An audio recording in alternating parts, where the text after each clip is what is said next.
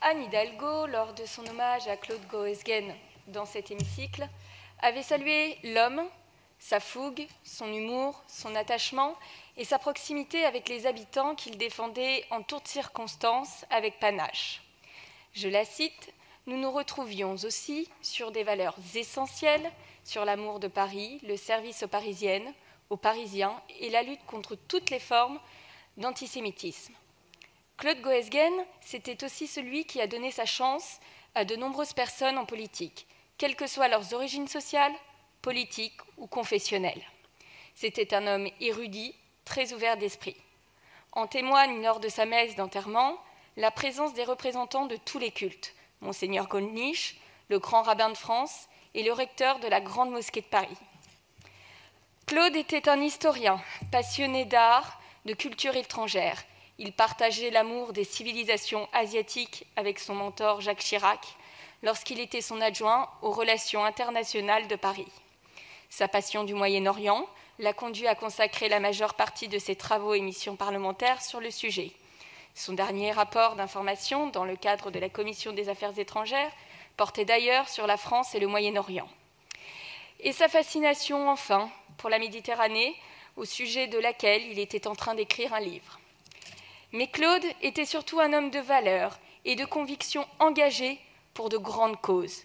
Le ministre des Affaires étrangères, Jean-Yves Le Drian, a dit de lui « Quand il s'agissait de défendre les causes qu'il croyait justes, il n'avait aucune limite.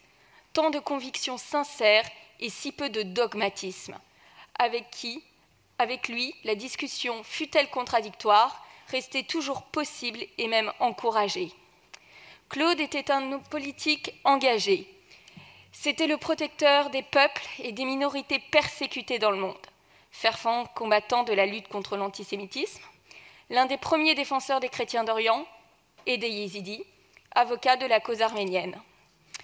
Au lendemain de la Journée internationale des droits des femmes, je souhaite aujourd'hui rappeler son engagement concret pour cette cause. Le féminisme, parlons-en.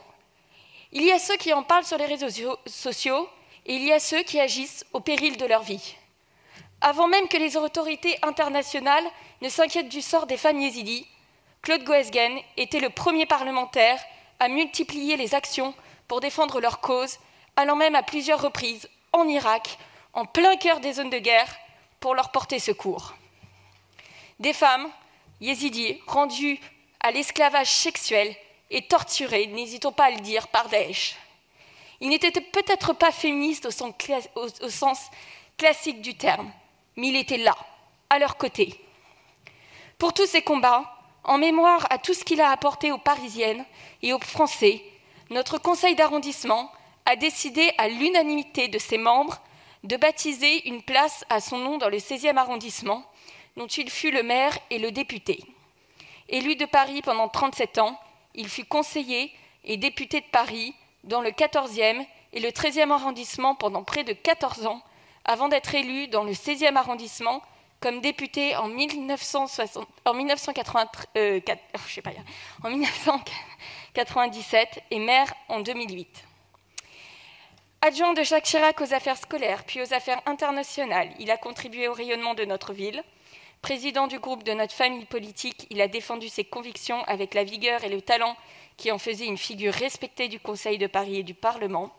Les habitants de notre arrondissement et les Parisiens, par ce geste, honorent ses engagements au service du 16e et de Paris. Claude ne laissait pas indifférent. Comme tout homme de conviction, il pouvait être clivant. Mais le discours politique ne peut être un robinet d'eau tiède, corseté par le politiquement correct. C'est parce qu'il était généreux, attentif à tous, des plus riches aux plus humbles, que les habitants de son arrondissement lui ont toujours et massivement accordé leur confiance.